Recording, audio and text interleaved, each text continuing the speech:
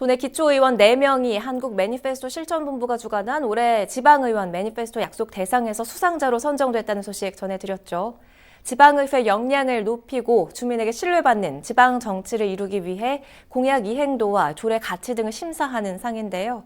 자세한 내용 살펴보겠습니다. 한국 매니페스토 실천본부 이광재 사무총장과 연결돼 있습니다. 사무총장님, 안녕하십니까? 일단 이 상이 어떤 상인지 다시 한번 좀 설명을 해주세요. 예, 지방자치가 성숙되고 강화되기 위해서는 지방의회가 역량이 강화돼야 되고요. 또 지역 주민들에게 신뢰받는 지방의회를 거듭나야 되겠죠. 그런 것들을 위해서 우리 지방의원님들의 공약의 이행을 보는 공약 이행 분야하고 좋은 조례를 만들었던 입법부니까요. 좋은 조례를 누가 만드셨는지를 봤던 2020 지방의원 매니페스토 약속 대상 시상이었습니다. 네. 이번에 수상을 위해서 좀 우리 지방의회 활동에 대해서 좀 속속들이 들여다보셨을 텐데 어떻습니까? 뭐 잘하고 있다 이렇게 평가해 줄 수가 있을까요?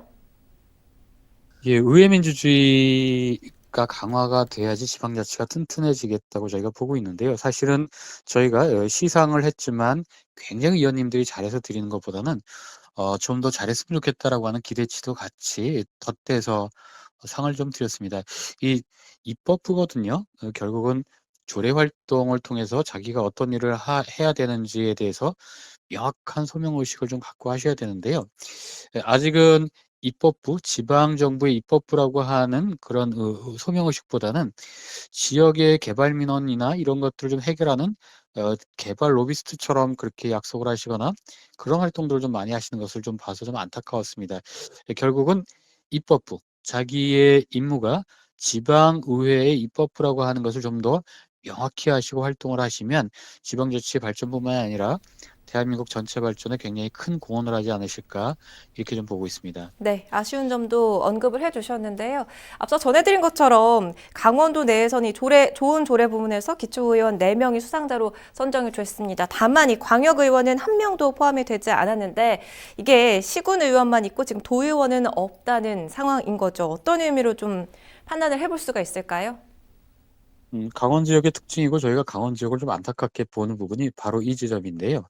저희는 선거 공약을 고용계약서라고 보거든요. 지역 주민들에게 어떠한 활동을 하겠다고 하는 약속을 하고 고용되시는 건데 이 강원 지역은 좀 이런 개념이 조금 지방의원뿐만이 아니라 단체장 같은 경우에도 공약, 약속을 중심으로 열심히 하겠다고 하는 것이 다른 지역보다 그렇게 의지가 좀 높지 않습니다. 또 특히 좋은 조례들이 나와서 우리 지역 주민들의 삶을 좀 향상시켜야 되는데 상대적으로 이런 입법 활동들이 이렇게 좀 좋다, 역량이 좀 높았다 이렇게 좀 보기 어렵습니다. 그래서 지금부터라도 좀 분발을 좀 해주시고요.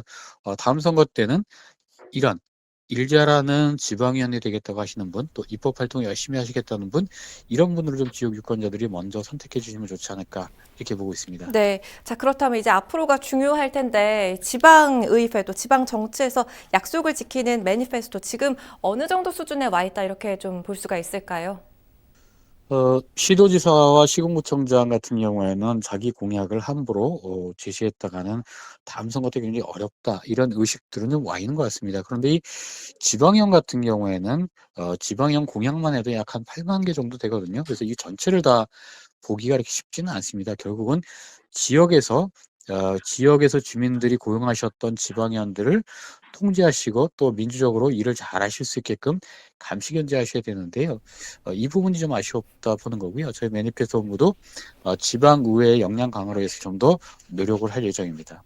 네, 우리도 선거 때뿐만이 아니라 좀 더 관심을 갖고 좀 지역 일을 지켜봐야겠다는 생각이 들었습니다. 오늘 말씀 여기까지 듣겠습니다. 고맙습니다. 이광재 사무총장이었습니다.